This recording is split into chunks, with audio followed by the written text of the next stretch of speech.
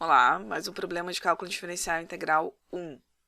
Aqui a gente vai tratar de derivada primeira e segunda algebricamente.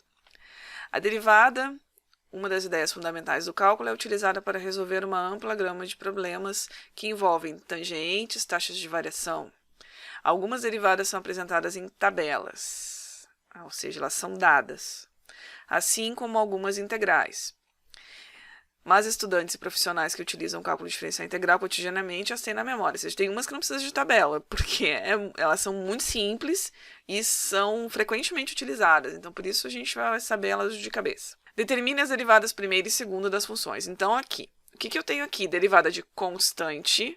Então, se eu tenho uma função que ela é C, ou seja, uma constante, tá?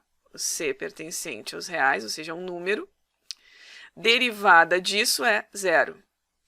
Por que derivada de constante é zero? Porque se a função é uma função constante, ela é uma coisa assim. Ó. Por exemplo, x igual a 2. Ela é isso aqui. Qual é a derivada disso? Ou seja, qual é a inclinação dessa reta aqui em relação ao eixo x? É zero. Então, a derivada de constante sempre vai ser zero, não importa qual é a constante. Outra derivada conhecida. Se a função é e na x, graças a Deus, a derivada é e na x, a integral de e na x é e na x, então e na x é a derivada, primeira, segunda, tudo vai ser sempre e na x.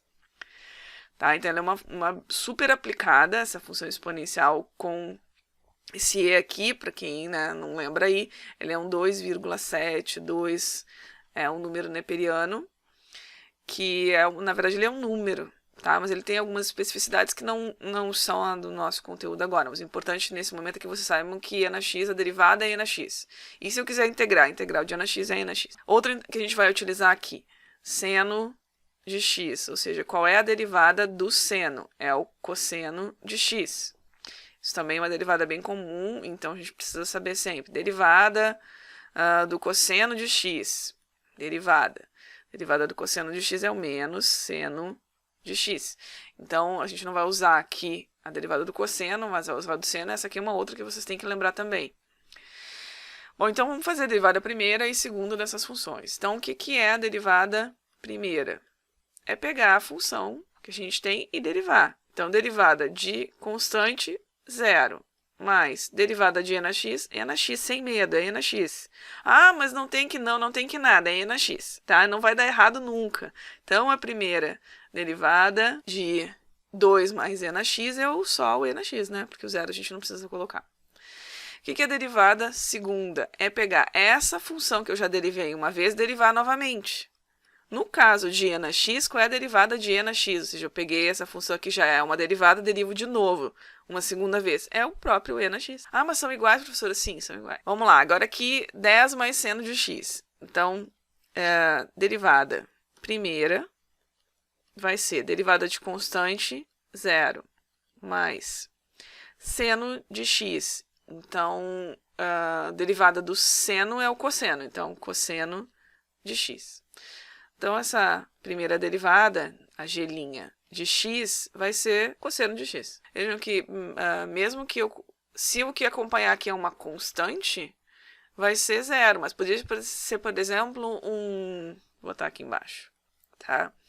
Então, diga que uma h de x seja x ao quadrado mais, desde que seja somada, não seja multiplicada, porque se for multiplicada, a gente tem que usar a regra do produto, tá? Se for uma soma aqui, x ao quadrado mais cosseno de x. Então, o que vai ser a derivada? A galinha de x vai ser a derivada disso, que isso aqui não é uma constante, né? Tem que fazer a derivada. Para derivar aqui, potência também é fácil. Baixo 2, x, e aqui o expoente vai ficar menos 1. Então, 2 menos 1, 1. Não preciso nem colocar. Mais a derivada do cosseno, que no caso é menos seno de x. Então, a galinha de x vai ficar 2x menos o seno de x, tá? Não é só para constante. Qualquer coisa que eu tenha somado aqui, que é uma outra função fácil, é só eu derivar também, porque eu posso somar as derivadas. Isso da propriedade, quando a gente começa a estudar derivadas, tem as propriedades de derivação. E uma das coisas que a gente pode fazer é somar a derivada de cada um dos termos. Os termos, quando eles são, somados, adicionados, não multiplicados, divididos, a gente vê que tem que usar outras regras. Derivada segunda, ou seja, g duas linhas de x, vai ser a derivada do que já é a derivada primeira. Derivada do cosseno de x vai ser o menos seno de x. Então, tá aqui. Derivadas primeira e segunda da função 10 mais seno de x, derivadas primeira e segunda da função 2 mais e na x. É isso então, valeu!